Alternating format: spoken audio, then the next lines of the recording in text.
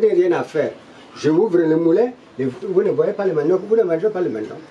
Voilà, donc j'écrase le manioc. Voici Alphonse, 64 ans. Il est paysan pratiquant.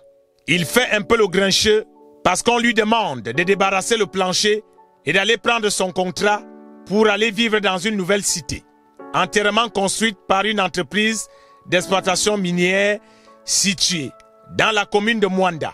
Nous sommes au Gabon. Il a été sommé comme tous ceux qui habitent ici. Leur quartier, Leïma, se trouve dans une zone d'exploitation industrielle.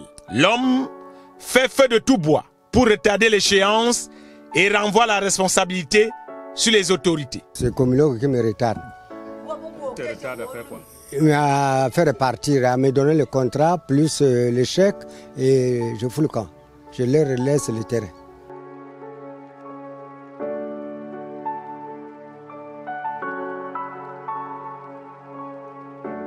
À quelques mètres de là, voici Gilbert, 57 ans, maçon de formation.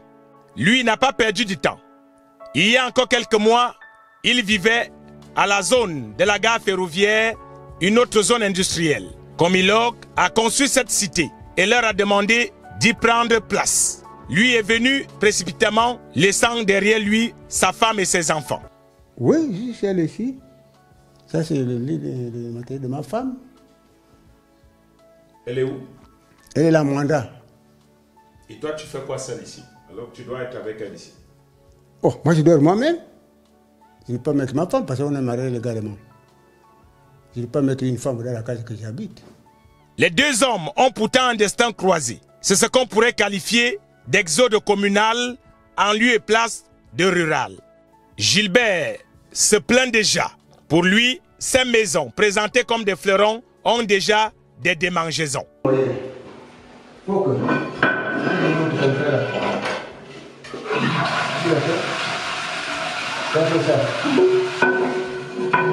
Il n'est pas le seul qui est déjà venu prendre ses quartiers ici. Cette maman a décidé de venir rapidement occuper sa maison et elle ne cache pas sa fierté d'avoir retrouvé un habitat qui est plus moderne que là où elle vivait avant. Je pense préférable que je reste ici là que de rester à la gare. Parce qu'à la gare là-bas, c'était vraiment embêtant. Les critiques fusent pourtant de partout, depuis que l'entreprise a pris la résolution de reloger ces populations. Pour éviter d'être taxé de l'hôpital qui se moque de la charité, Comilog a tenu à descendre sur le site de cette nouvelle cité pour noyer toute polémique. Comme je disais, c'est un projet en partenariat avec l'État. Et lorsque nous avons présenté ce projet-là aux autorités locales et même aux populations, pendant les différentes audiences publiques, on a bien fait comprendre que dans un premier temps, il y aura d'abord la construction des maisons. Et lorsque vous allez visiter le site, vous allez voir qu'il y a des espaces dédiés justement pour les services publics. Là, derrière vous, vous avez déjà un hangar qui va servir de marché une fois que le projet sera livré. Et avec les autorités locales, il y a un plan de développement de ce nouveau quartier-là.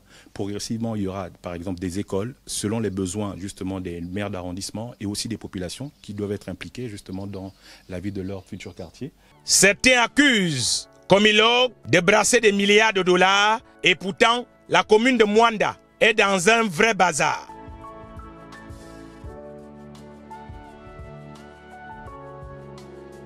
Face à ces multiples critiques, la compagnie minière de Logui a décidé de jouer la carte de la transparence en matière d'investissements sociaux, économiques et écologiques dans la province du Haut-Ogooué. Dans cette salle de conférence, le directeur général de Comilog va entretenir la presse sur les multiples réalisations de son entreprise au profit des Gabonais. Je crois que dans 5 ans, 6 ans, l'histoire nous donnera raison. Je ne doute pas un seul instant de ça.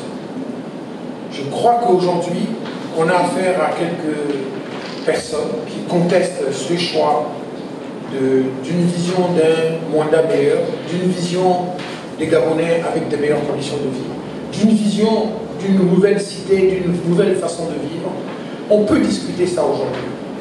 Je n'ai aucun problème avec ça. On peut le contester.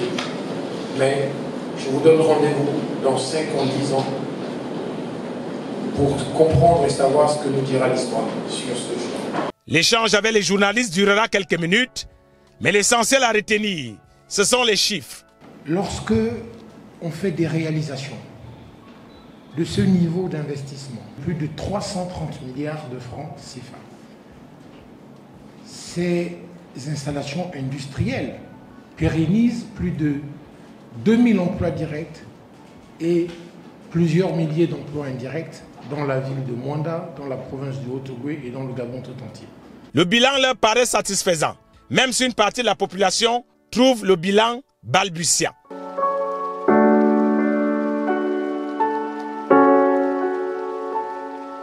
Aujourd'hui, la commune de Mwanda sort peu à peu de son archaïsme et Komilok se vante d'avoir contribué à rehausser le niveau de vie et d'éclat de la ville. Le Gabon est en marche vers son émergence, le temps passe, à Komilok on dit qu'on se surpasse, le manganèse s'entasse, la population se déplace et dit que Mwanda fait du surplace.